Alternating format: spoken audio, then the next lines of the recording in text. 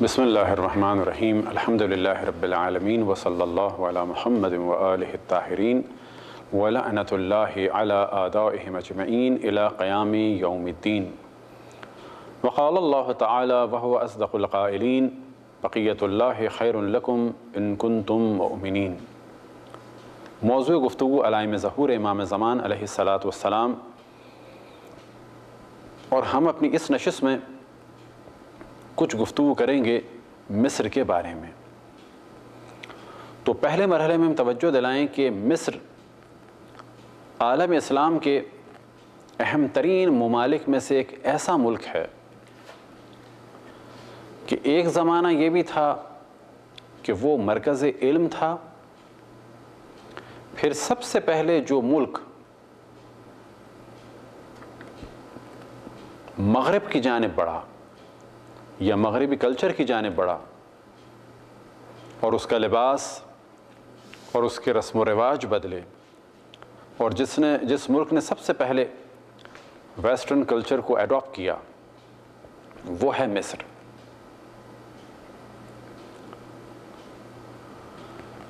اور مصر ہی وہ ملک ہے اس وقت عرب دنیا میں کہ جو ایک طویل عرصے تک اہل بیت علیہم السلام کے چاہنے والوں کا مرکز رہا۔ اب اس جانب توجہ رہے کہ مصر مرکز تھا حکومت فاطمی کا، اور حکومت فاطمی کون سی حکومت فاطمی، یا جب کہا جائے خلفائے فاطمی تو اس سے کیا مراد ہے؟ یعنی اسماعیلی حکومت کا مرکز تھا۔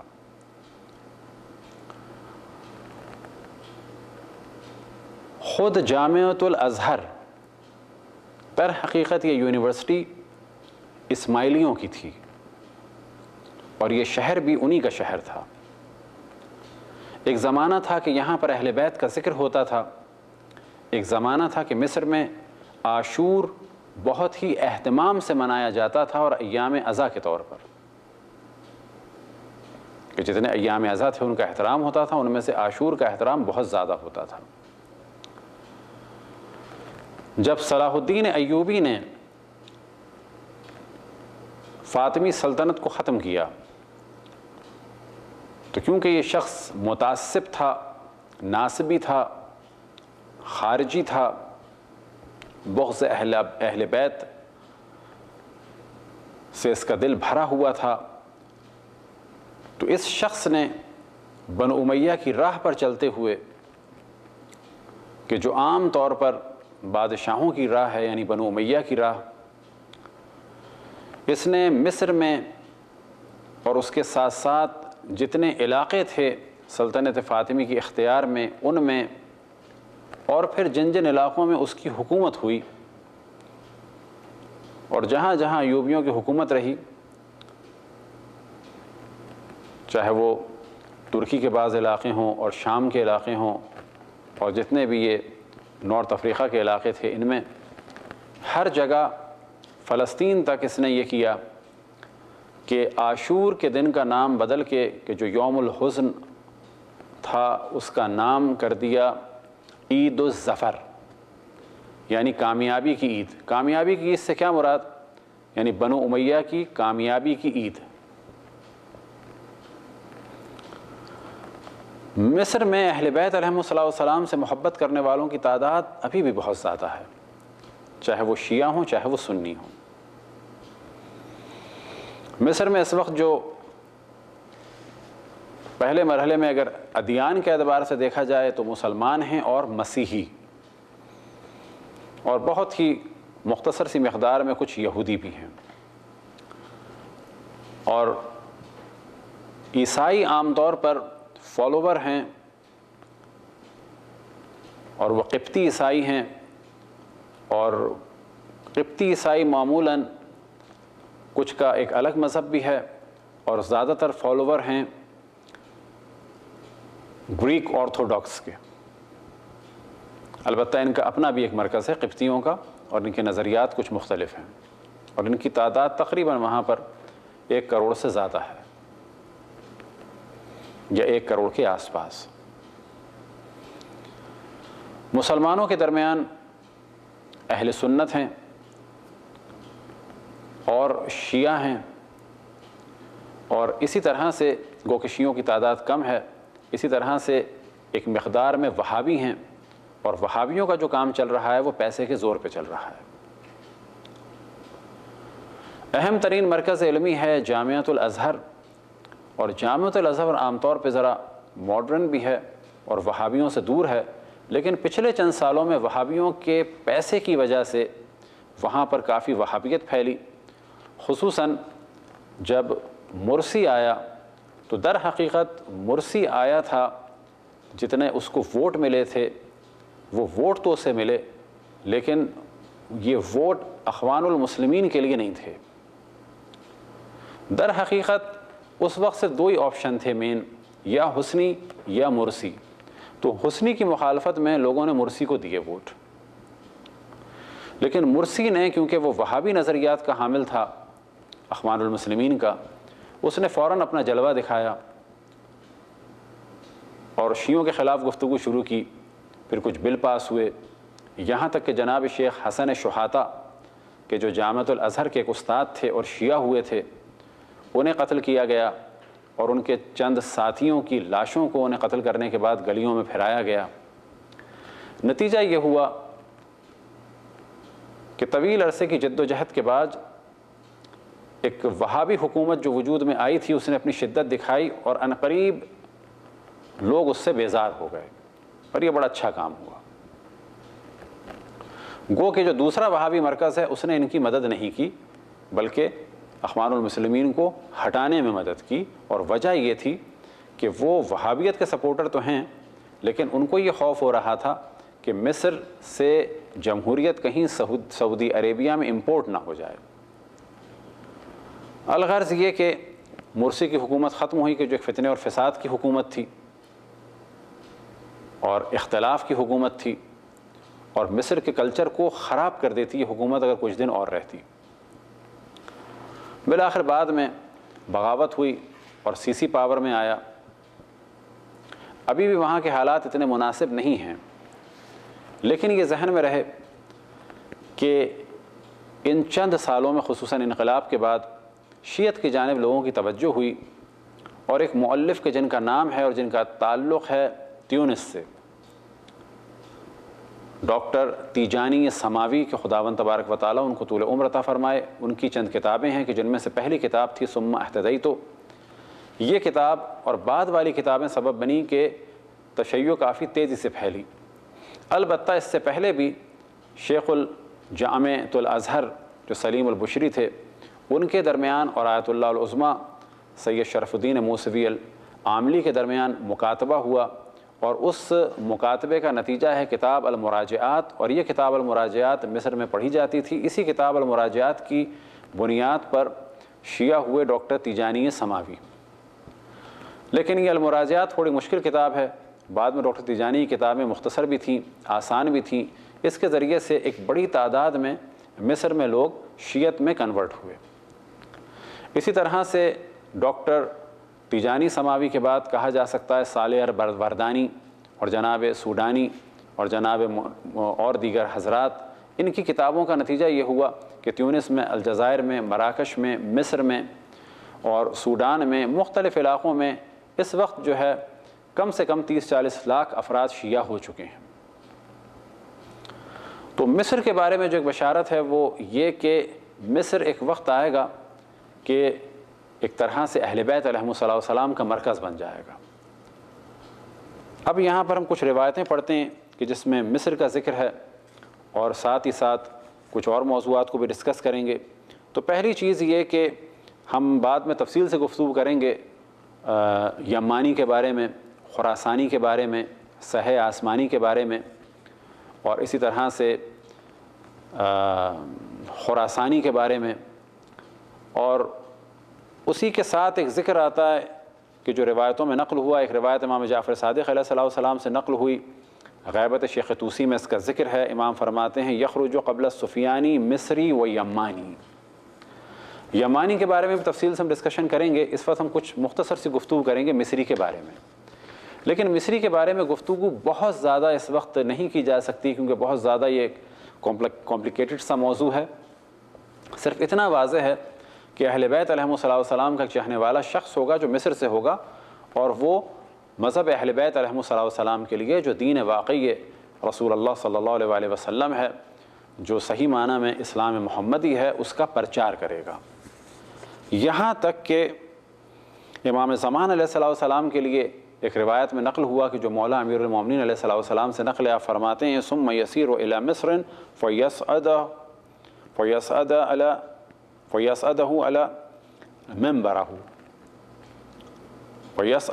منبرہ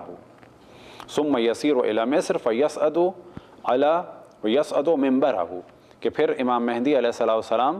مصر جائیں گے اور وہاں پر منبر پر اوپر چڑھیں گے، یعنی منبر پر تشریف لے جائیں گے، فیخطب الناس، اس کے بعد لوگوں کو مخاطب کریں گے۔ اس روایت کی بنیاد پہ عام طور پہ کہا جاتا ہے کہ مصر امام زمان علیہ السلام کا ایک مرکز بن جائے گا، یعنی مصر سے امام کا پیغام دنیا تک انشاءاللہ پھیلے گا۔ مصر کے بارے میں ایک دو روایات ہیں۔ یخرج اہل الغرب الی مصر، غرب والے لوگ مصر میں داخل ہوں گے۔ اب بعض روایتوں میں ہے اہل الغرب، جیسے کہ غیبت نعمانی میں ہے، بعض جگہ بیان ہوا ہے اہل و مغرب۔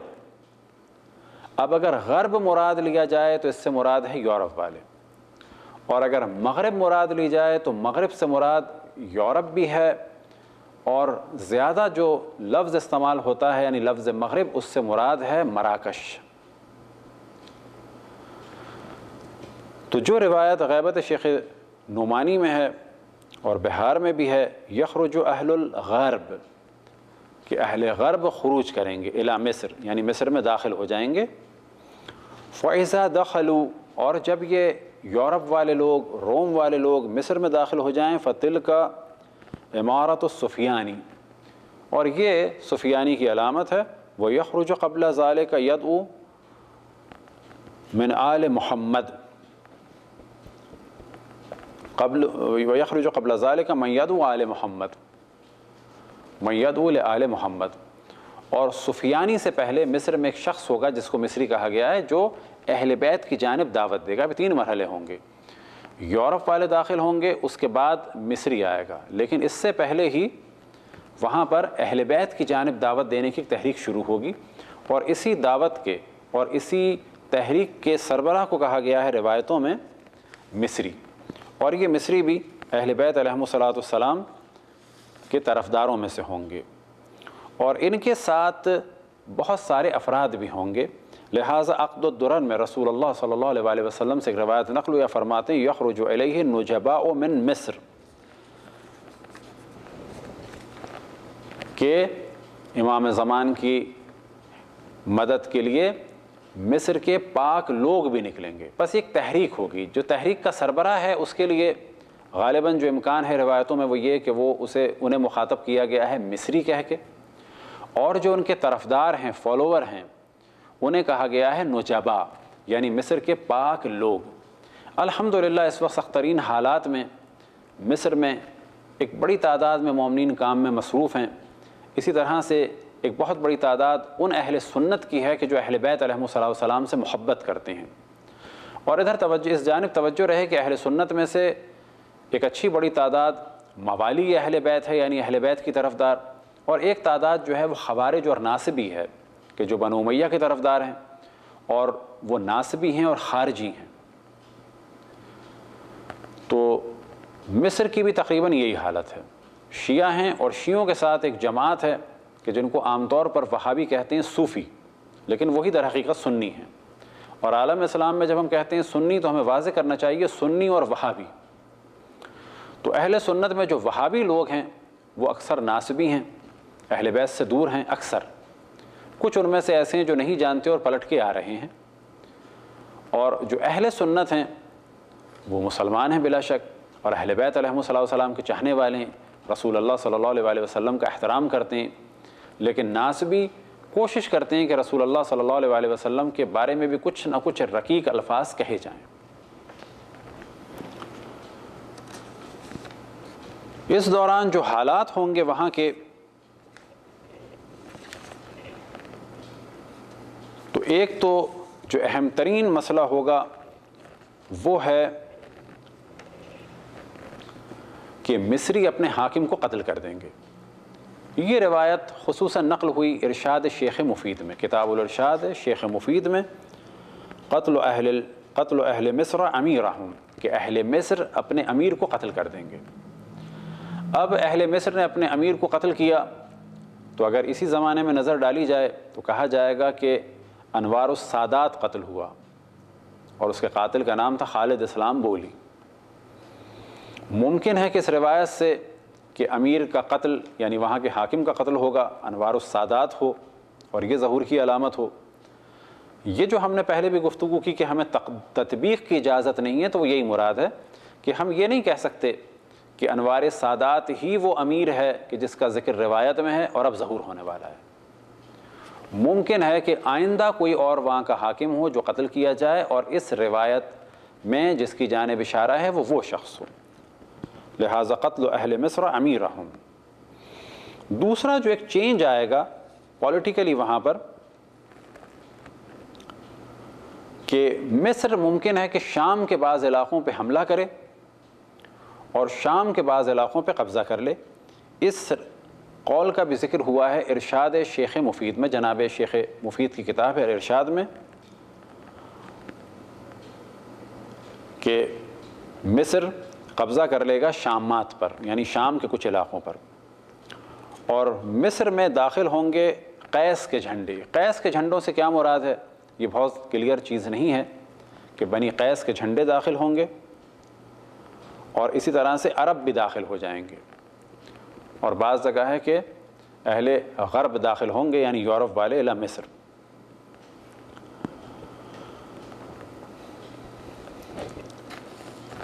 اسی طرح سے ایک کچھ روایتوں میں یہ ملتا ہے، جیسے مناقب میں ایک روایت ہے وغلبۃ القبط علی اطراف المصر، کہ شروع میں جو ہم نے گفتگو کی کرسچن مصریوں کے بارے میں کہ جو عام طور پر قبطی ہیں، اور انہی قبطی کرسچنز میں سے 20 افراد کو کچھ عرصے پہلے IS کے وہابیوں نے اور ناصبیوں نے اور خارجیوں نے قتل کیا تھا اسلام کے نام پر، اور ہمیں یہ واضح فرق رکھنا چاہیے کہ یہ اسلام نہیں ہے، یہ خوارجیت اور ناصبیت ہے، یہ بغض اہل بیت کا جلوہ ہے۔ تو یہی قبطی ممکن ہے کہ ان کی ایک تحریک شروع ہو، اور اس تحریک کا نتیجہ یہ ہوگا کہ ممکن ہے کہ مصر ڈیوائیڈ ہو جائے۔ لہٰذا بعض روایتوں میں یہ اشارہ ہے کہ مصر ٹوٹ جائے گا، اور ایک